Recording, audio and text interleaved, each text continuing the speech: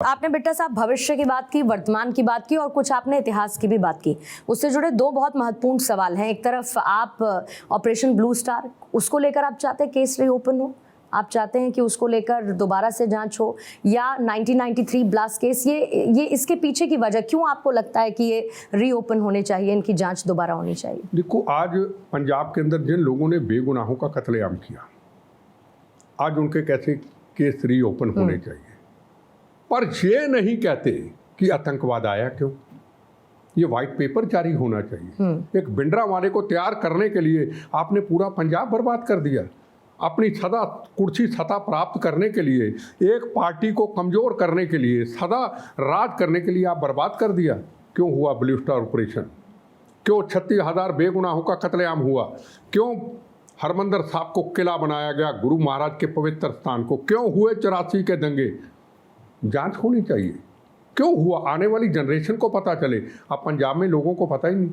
वो भिंडरावाले को संत कहते हैं। अरे 36,000 बेगुनाहों का कत्लेआम करने वाले, हरमंदिर साहब को ढह ढेरी करने वाले, अगर हथियार लेके अंदर ना जाते, हरमंदिर साहब को किला ना बनाते, रॉकेट लॉन्चर AK-47 ना जाती, कत्लेआम ना होता, क्या ब्लू स्टार ऑपरेशन होता? उस वक्त की सरकारें चाहती थी कि सिख कौम को इतना बदनाम कर दो दुनिया के अंदर, आखिर में हमें ब्लू स्टार ऑपरेशन करना पड़े, फिर इलेक्शन होगी, हम जीतेंगे। वो हुआ, इलेक्शन हुई, कांग्रेस सबसे ज़्यादा सीटें लेके आई, ब्लू स्टार ऑपरेशन हुआ। मौका किसने दिया? मौका उन्होंने दिया जो अंदर हथियार लेके बैठ करके उनको किला बना लिया। किसी धर्म स्थान को किला बना लो, आप कुर्बानी दे दो, शहादत दे दो, पर किला मत बनाओ। मैं अगर भिंडरावाले की जगह पे होता, अगर फोर्स बाहर होती, फौज बाहर होती, मुझे कहते बाहर आ जाओ नहीं तो गोलियां चलाएंगे, मैं आता, मैं सीना चौड़ा करके कहता मेरे शरीर पे इतनी गोलियां मारना मेरी नस भी ना बचे, पर मेरे गुरु रामदास जी का गोल्डन टेम्पल पवित्र स्थान, उसको कंकर ना लगे। हमने उनको किला बना दिया, उनको अपमानित कर दिया, और फिर कहा ब्लू स्टार ऑपरेशन हुआ, आप हथियार लेके क्यों गए थे?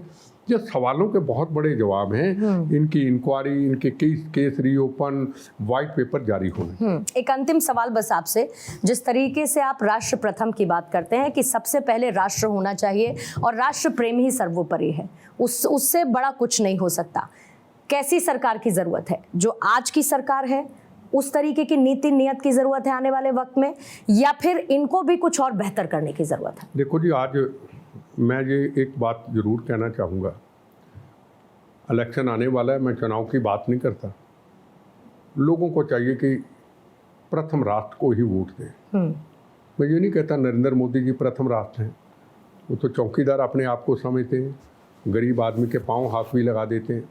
हम नहीं कहते बीजेपी को वोट दो, हम नहीं कहते ये सरकार बनाओ, पर जिस व्यक्ति ने 370 धारा हटाई, जिस व्यक्ति ने राम जन्मभूमि का निर्माण किया, जिस व्यक्ति ने भगवान के भेजे हुए उस फरिश्ते ने राम सेतु को अपमानित नहीं होने दिया, घर घर में कई ऐसी स्कीमों का इंतजाम किया कि आम आदमी तक पहुँचे, गरीब आदमी का सोचा, तो ज़रूर इस प्रथम राष्ट्र को मजबूत करने के लिए लोगों का सहयोग बहुत ज़रूरी है।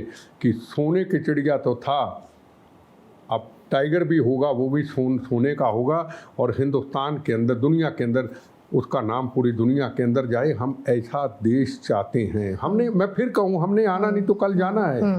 मैंने कई बार मौत को देखा, कई बार दोस्तों को जाते हुए देखा, जवानों को उड़ते हुए देखा, आज और कल का नहीं पता। भारत माँ, हम कुछ नसीब हैं, हमने भारत के अंदर जन्म लिया है।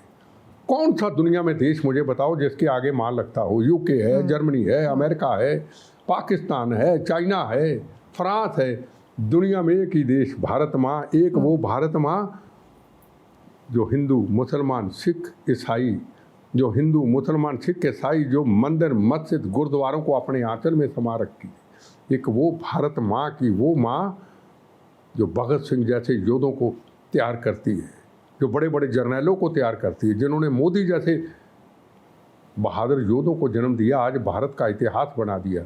कभी सोचा था कि सुभाष चंद्र बोस जी का स्टैचू इंडिया गेट पे लगेगा, कभी सोचा था कि फौजियों का म्यूजियम, शहादतों का म्यूजियम लगेगा, दुनिया से लोग जो भी आएंगे, टूरिस्ट आएंगे इस दिल्ली के अंदर, पहले हिंदुस्तान की जवानों की शहादतें और कुर्बानियों का इतिहास देखेंगे, फिर सुभाष चंद्र बोस जी को देखेंगे जिन्होंने नारा कभी दिया था, आप हमें खून दो हम आपको आज़ादी लेके देंगे। कभी सोचा था कि भगत सिंह के नाम पे कई ऐसे स्थान होंगे? कभी देखा था कि स्वामी विवेकानंद के नाम को किस तरीके से उजागर किया जाएगा? बता दीजिए। आज से 10 साल पहले ऐसी चीज़ें थी।